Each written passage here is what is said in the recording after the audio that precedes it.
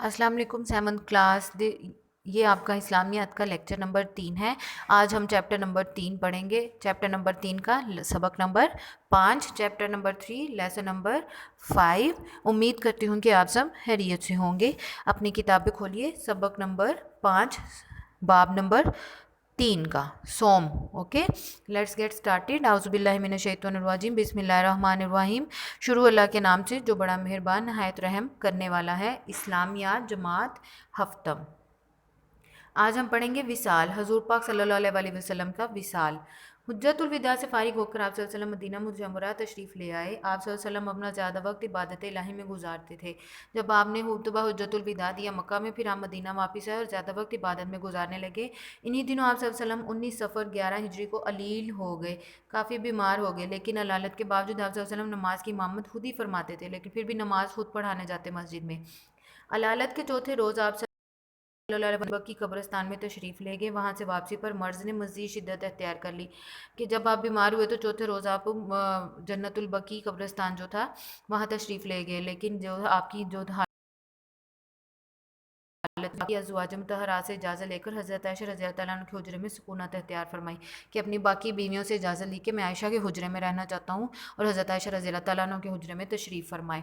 جب تک آمد و رفت کی قدرت رہی، حضور صلی اللہ علیہ وسلم مسجد میں نماز پڑھانے کے لیے تشریف لاتے رہے۔ جب تک آپ میں چلنے کی آنے جانے کی طاقت تھی، آپ مسجد میں آتے رہے اور نماز پڑھاتے رہے۔ سب سے آخری نماز جو آپ صلی اللہ علیہ وسلم نے پڑھائی وہ مغرب کی نماز تھی۔ عشاء کا وقت آیا تو دریافت فرمایا کہ نماز ہو چکی۔ لوگوں نے عرض کی کہ سب کو حضور صلی اللہ علیہ وسلم کا انتظار ہے۔ جب عشاء کا ٹائم آیا تو ہم نے کہا نماز ہو گئی ہے، تو لوگوں نے کہا ہمیں تو آپ صلی اللہ علیہ وسلم کا انتظار ہے۔ برتن میں پانی بھروا کر غسل فرمایا، اٹھنا چاہا لیکن غشی طاری ہو گئی۔ 3 مرتبہ ایسا ہی ہوا، بے ہوشی ہونا۔ جب افاقہ ہوا تو ارشاد فرمایا کہ ابو بکر رضی اللہ تعالیٰ عنہ نماز پڑھائیں، کہ آپ نے کہا کہ ابو بکر آپ نماز پڑھا دیں۔ حضرت عائشہ صدیقہ رضی اللہ تعالیٰ عنہ نے معذرت کی کہ یا رسول اللہ صلی اللہ علیہ وسلم، میرے والد نہایت نرم دل والے ہیں، آپ صلی اللہ علیہ وسلم کی جگہ ان سے کھڑا نہ ہوا جائے گا۔ حضور صلی اللہ علیہ وسلم نے پھر یہی حکم دیا کہ ابو بکر نماز پڑھائیں۔ چنانچہ 3 دن تک حضرت ابو بکر صدیق رضی اللہ عنہ نے نماز پڑھائی۔ ایک دن طبیعت ذرا سنبھلی تو غسل فرمایا۔ حضرت علی رضی اللہ تعالیٰ عنہ اور حضرت عباس رضی اللہ تعالیٰ عنہ کے سہارے مسجد میں تشریف لائے۔ حضرت ابو بکر صدیق رضی اللہ تعالیٰ عنہ نماز پڑھا رہے تھے۔ آپ صلی اللہ علیہ وسلم کی آواز سن کر پیچھے ہٹنے لگے تو آپ صلی اللہ علیہ وسلم نے اشارے سے منع کر دیا اور ان کے پہلو میں بیٹھ کر نماز ادا کی کہ آپ نماز نہ پڑھا سکے، اور ان کے پہلو میں بیٹھ کر نماز ادا کی۔ نماز کے بعد آپ صلی اللہ علیہ وسلم نے آخری خطبہ دیا اور فرمایا، اے لوگو، اگر کسی کا مجھ پر کوئی حق ہے تو مجھ سے لے لے، اگر میں نے کسی پہ ظلم کیا ہے تو مجھ سے بدلہ لے لے یا معاف کر دے، تاکہ میں اپنے رب کے پاس بالکل پاک ہو کر جاؤں۔ دیکھیں ہمارے نبی جو نبیوں کے سردار تھے، انہوں نے بھی اپنی وفات سے پہلے کس طرح سے لوگوں سے معافی مانگی۔ خطبہ مبارک سے فارغ ہونے کے بعد آپ صلی اللہ علیہ وسلم حضرت عائشہ رضی اللہ تعالیٰ عنہ کے حجرے میں تشریف لے گئے، اور آپ صلی اللہ علیہ وسلم کے پاس جو اشرفیاں پڑی تھیں انہیں منگوا کر غریبوں میں تقسیم کر دیا، اور اعلان کیا کہ پیغمبر کوئی ترکہ نہیں چھوڑتے، مطلب کوئی جائیداد دولت نہیں چھوڑ کر جاتے۔ ان کا جو بھی ترکہ ہوگا وہ بیت المال میں جمع ہوگا اور مسلمانوں کی بہبود پر خرچ ہوگا، کہ اگر میرا کچھ اور بھی پڑا ہوا ہے تو وہ بیت المال میں جمع کر لیجیے گا اور غریبوں کے لیے خرچ کیجیے گا۔ وصال والے دن طبیعت کو ذرا سکون ہوا، مگر تھوڑی ہی دیر بعد طبیعت خراب ہو گئی اور بے چینی بڑھتی گئی، چہرہ مبارک پر پسینہ آتا رہا۔ حضرت فاطمہ رضی اللہ تعالیٰ عنہ آپ صلی اللہ علیہ وسلم کو دیکھ کر پریشان تھیں۔ آپ صلی اللہ علیہ وسلم نے فرمایا کہ آج کے بعد تمہارا باپ بے چین نہیں ہوگا۔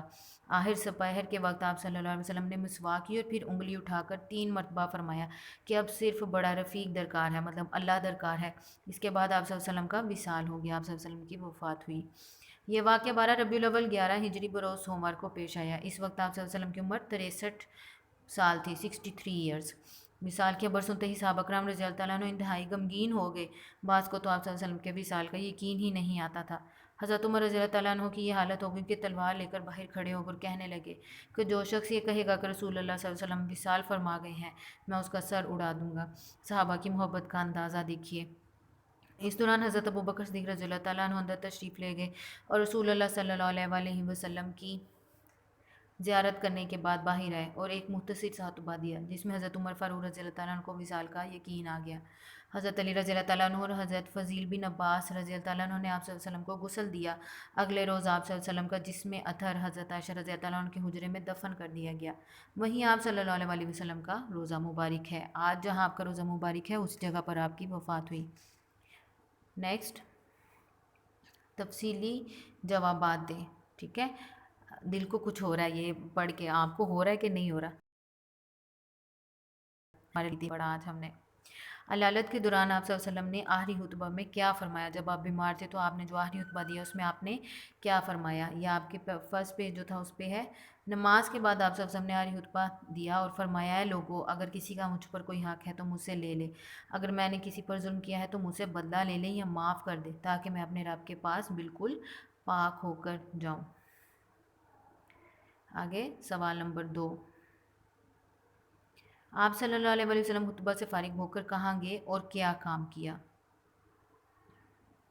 خطبہ مبارک سے فارغ ہونے کے بعد آپ صلی اللہ علیہ وسلم حضرت عائشہ رضی اللہ تعالیٰ عنہ کے حجرے میں تشریف لائے اور آپ صلی اللہ علیہ وسلم کے پاس جو اشرفیاں پڑی تھیں انہیں منگوا کر غریبوں میں تقسیم کر دیا اور اعلان کیا کہ پیغمبر کوئی ترکہ نہیں چھوڑتے، ان کا جو بھی ترکہ ہوگا وہ بیت المال میں جمع ہو کر مسلمانوں کی بہبود پر خرچ ہوگا۔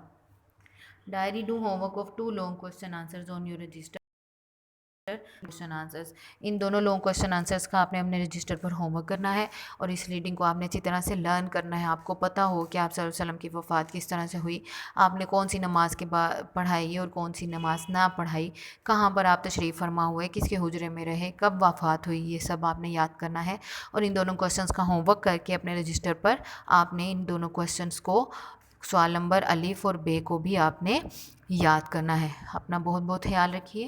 ٹیک کیئر، بیسٹ آف لک، اللہ حافظ۔